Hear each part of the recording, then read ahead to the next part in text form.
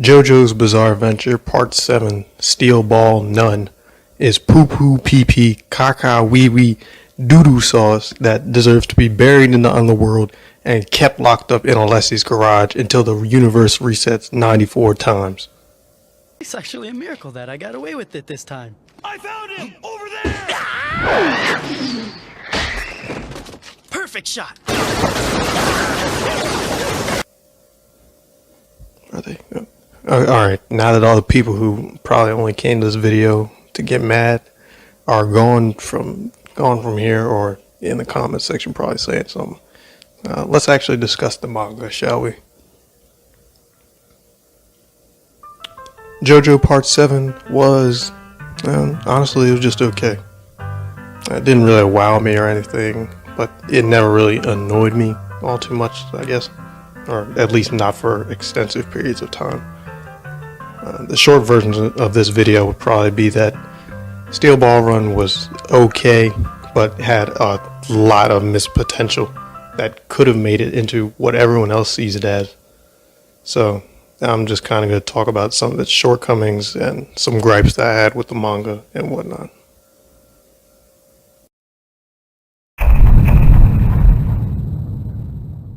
The story starts out interesting enough with it introducing you to the Steel Ball Run race, a few of the competitors and whatnot.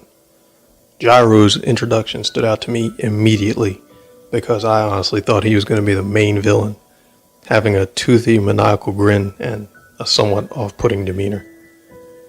The story itself took a fairly pleasant turn as it became almost a complete departure from what the series had been doing for the past 6 parts.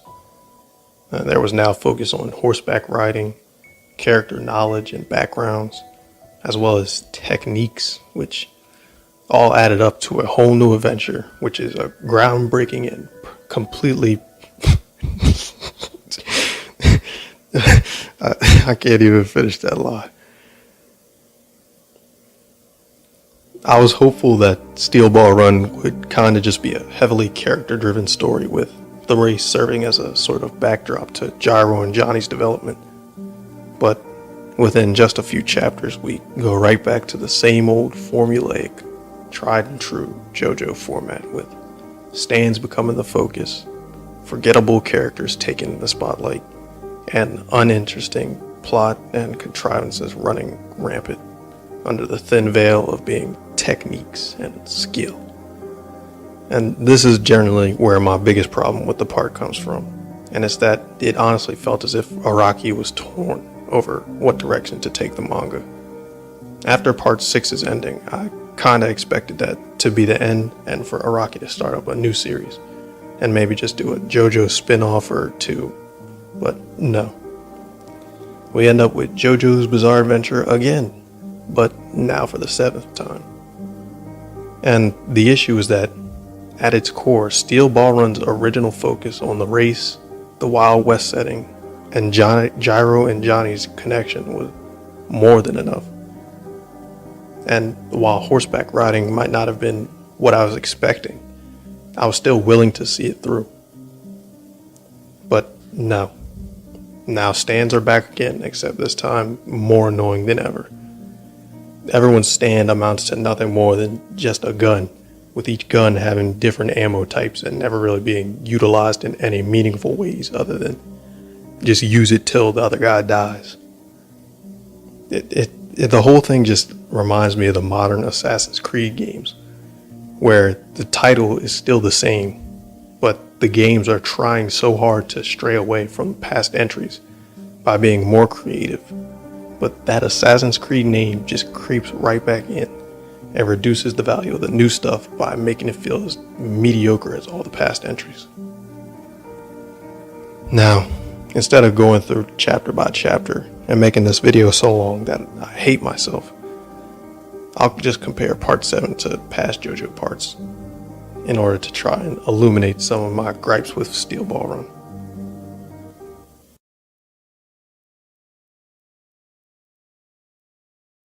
Every JoJo part up to this point had made full use of those 3 words in the title, by typically involving someone named JoJo going on an adventure where somewhat strange phenomena occurred. The thing about these occurrences, though, is that most weren't really made to be inherently funny. Part 1, Dio kisses Eren and not supposed to be funny in context. Dio just forced herself on a girl. Part 2, Caesar gets crushed by a rock, not supposed to be funny in context. The main character just died. Part 3, the entire Jotaro versus Dio fight isn't supposed to be funny because it's the final battle. Part 5, Bucciarati licking Giorno, not funny because Bucciarati just licked a dude out of nowhere. All of these moments aren't made for the purpose of comedy because, in context, they're often pretty messed up. With that being said, however, I would be a liar if I said that all of these moments and more weren't absolutely hilarious and that I love them now. The thing about these parts of JoJo is that they made full use of that second word in the title in order to craft outrageous moments that use irony to keep you laughing and engrossed in the series, which is what made the series what it is now.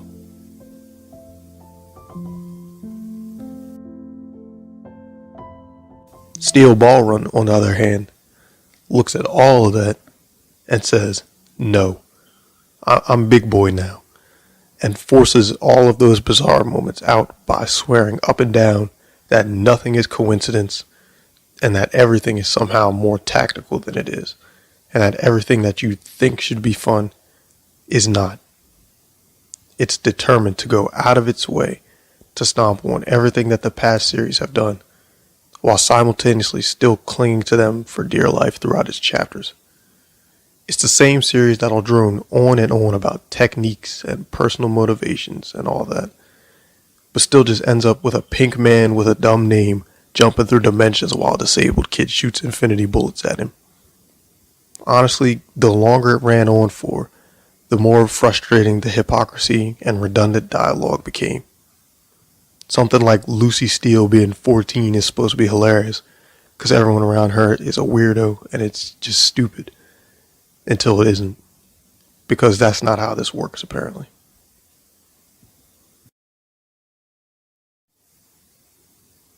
The only comparison I can make to try and highlight the problems I have with Part 7 is by putting it up against Part 4, which I would consider to be the most consistent and overall best part of JoJo. From the beginning of Diamond is Unbreakable, we're shown that Morio is an extremely ordinary town with ordinary residents, and that even upon the introduction of stands, not much really changes. This is genius because, for the first time, stands actually feel like an extension of the users, leading to the users themselves using them in ways that are creative and actually make sense. Instead of every villain just being some hyper evil nobody who just wants to do villainous things for seemingly no reason, characters use their stands to pursue their pre-existing goals and interests. This all leads to much more engaging characters, a realized setting, and memorable moments all around. Instead of going against itself, Diamond is Unbreakable works in tandem with its premise, making it so that it feels like you're laughing with Araki and the characters, and not at them. In comparison to Steel Ball Run's half-hearted talk of maturity and growth, Diamond is Unbreakable's emphasis on bringing a complete experience to life with a town that's exactly what it's said to be stands triumphantly. Now, let's make the villain comparison quick because I don't think I really need to go too far into why Kira is a better antagonist than serious Halloween over here. Kira's value as a villain can be summarized in his one speech upon being discovered by Shigechi. Yes, it's meme to death, I know, but it's memorable for a reason because Kira isn't throwing around insults or threats or being annoyingly pretentious. He's literally just telling Shigechi and the viewer how normal and bland his life actually is, which makes it that much more alarming because of how crucial the information he's giving away is to maintaining his quiet life. And on some level, it's somewhat disgusting because he's been living this completely ordinary life, still carrying out murders and hiding in plain sight. And this one speech speaks volumes to his character, motivations, and importance in the equally normal town of Morio.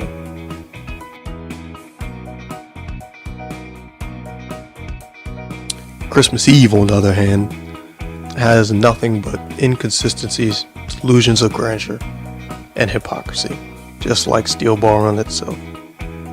Valentine's whole speech about taking the napkin might seem profound out of context without knowing what he's done before or then proceeds to do immediately after, but on its own terms, it's a flop. The whole thing is basically a high schooler's version of Doflamingo's speech, where the student just had to increase the word count, so they threw in a needless metaphor. The speech tries to delude you into believing that Valentine is some kind of misunderstood hero, but the speech and his actions don't align in the slightest. It gives you nothing about him, the world, or the importance of anything, and only exists solely to try and shoehorn in depth for a character that had been aimless for the past chapters.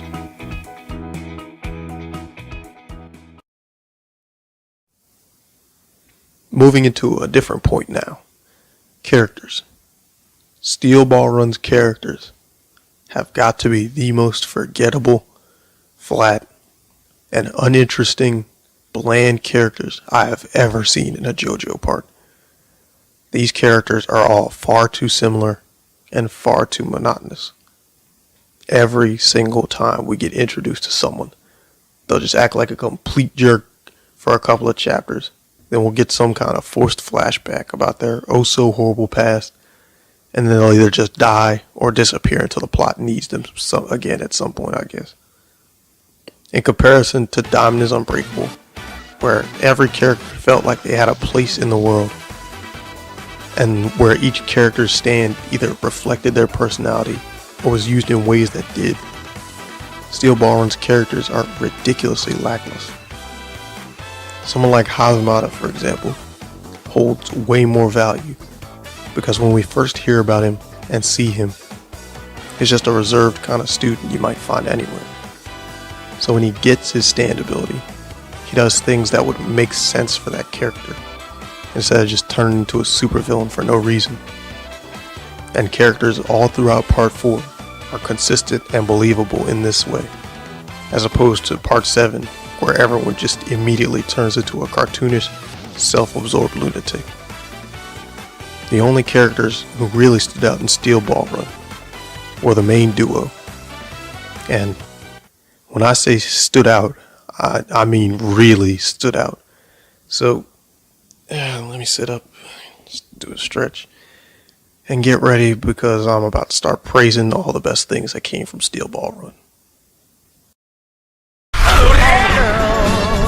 And every man's own man's is to live in the world of man's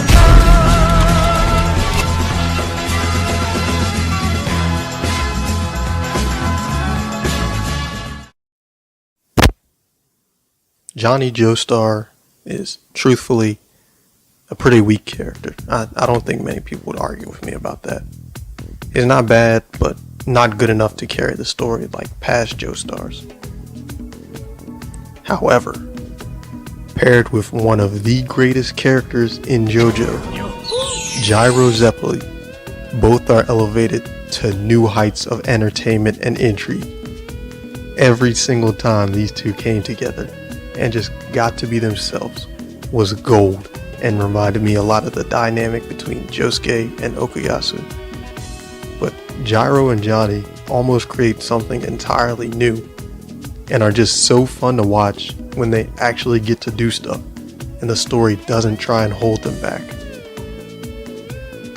Now, let me restate this once more. I do not hate Part 7. It just disappointed me in a lot of ways. Because, good God, Ringo's arc was good. What? And the Sugar Mountain arc were amazing. Like, honestly, if this whole manga had just been the intro, Ringo's arc, and Sugar Mountain, then it would have been my favorite JoJo part, hands down. and would have more than earned that number 2 position on Mao. From Ringo himself to Gyro's motives, all the way to that final battle, that final panel. Ooh, come on. The whole arc is the pinnacle of JoJo and cannot be praised enough. With Ringo adopting a twisted philosophy of true manhood, believing in doing whatever it takes, no matter what, after suffering a traumatic experience, being juxtaposed with Gyro's determination to live how he sees fit and make his own path while adhering to his own values and objectives. The whole thing is just phenomenal. And then you got the Sugar Mountain arc, which is just so enjoyable and fun because it takes the premise, that Wild West setting, and all that new stuff and just runs with it, completely ditching all the extra baggage, all the useless fat. And that's all I wanted from this manga. Was it for it to just ditch the past 6 chapters, all that filler, just get it off and just do something new and unique. And these 2 arcs showed that it is possible by taking that setting, the emphasis on gunplay, the great duo, and actually utilizing it. Steel Ball Run came into its own, even if only for a brief period, and showed that Araki could pull off something great. But Jesus, man, there's a lot of slogging to do before you even make it that far. And then after Sugar Mountain, everything just gets bleh, and the stands, the characters, everything is just leaving you even more frustrated because Steel Ball Run just showed that it could do more. But then it just went right back to monotonous, overblown mush. Alright, let's see here. I need to get one more point against Steel Ball Run so I can wrap this up. Oh, yeah. The soundtrack. Oh, man. Now, instead of telling you how horrible this manga soundtrack is, why don't we just listen together to show you how awful and just worthless this soundtrack is.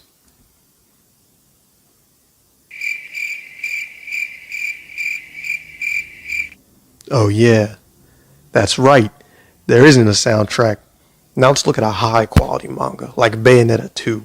Just listen to that soundtrack.